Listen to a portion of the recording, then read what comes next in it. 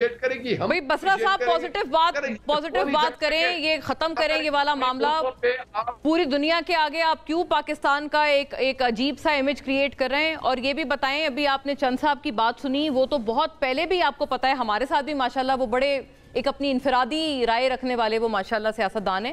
تو انہوں نے اس سے پہلے بھی کئی دفعہ کہا ہے کہ بھئی مذاکرات بھی ہونے چاہیے, خان صاحب کے ساتھ بھی بات آگے بڑھنی چاہیے, ان کو بھی ریلیف ملنا چاہیے.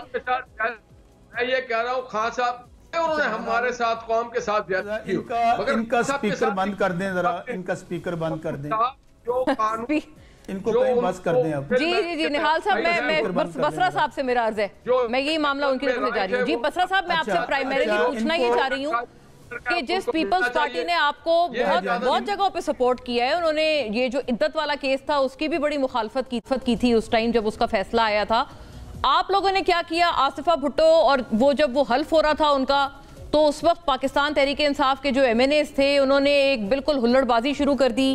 آپ لوگ مطلب اپنے ویل وشرز کے ساتھ بھی یہ سلوک کرتے ہیں سر؟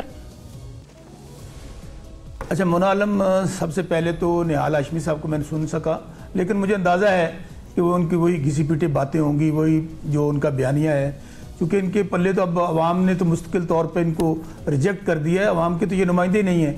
جہاں تک ندیم افضل چند صاحب نے گفتگو کی ہے, میں ان کی باتوں کو انڈورس بھی کرتا ہوں, اور اللہ کرے عملی طور پر بھی اس طرح ہو جس طرح وہ باتیں کر رہے ہیں.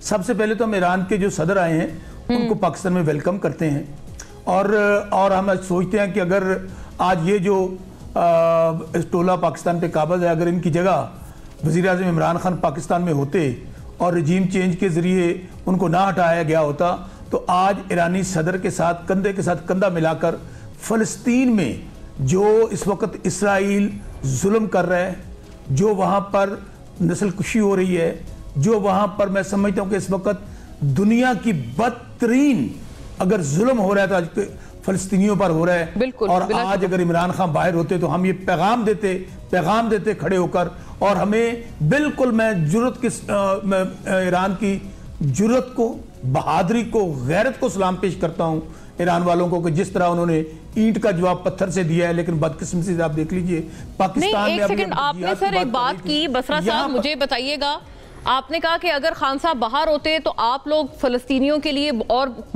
نیکسٹ اگلے نہج پہ جاتے, اگلے محاذ پہ جاتے, اس کا کیا مطلب ہے؟ آپ ابھی بھی تو حکومت کر رہے ہیں نا, کنڈیم بھی کر رہے ہیں سر. مجھے اندازہ تھا, میں صرف اگر جواب میرا کمپلیٹ ہو جاتا, آپ کو صرف یہ کہنا چاہ رہا تھا کہ آج اگر عمران خان ہوتے تو یہ جو بے حسی ہے اس وقت, یہ کبھی نہ ہوتی. ابھی کہہ رہے تھے نا ایبسلیوٹلی ناٹ. عمران خان کا جرم کیا تھا؟ عمران خان تو ہمیشہ یہی کہتے رہے کہ ہماری جو خارجہ پالیسی ہے وہ ان ڈکٹیشنوں سے آزاد ہونی چاہیے. سزا کیوں دی گئی؟ رشیا کا دورہ کیوں کیا؟ رشیا سے ہم نے تیل لینا تھا, ہم نے ان سے گندم امپورٹ کرنی تھی, وہ جرم تھا. خان صاحب نے کیوں کہا کہ ہم اڈے نہیں دیں گے؟ کیوں ایبسلیوٹلی ناٹ کہا؟ کیوں خان صاحب نے یو این او کے اندر کھڑے ہو کر حضور کی حرمت کا مقدمہ پیش کیا؟ یہ بہت بڑے جرم تھے خان صاحب کے. اور آج میں پھر کہہ رہا ہوں, یہاں پہ حالت کیا ہے کہ کوئی لوگ اگر احتجاج کے لیے بھی باہر نکلتے ہیں فلسطینیوں کے حق میں, ان کو پابند سلاسل کر دیا جاتا ہے, ان کو گرفتار کر دیا جاتا ہے.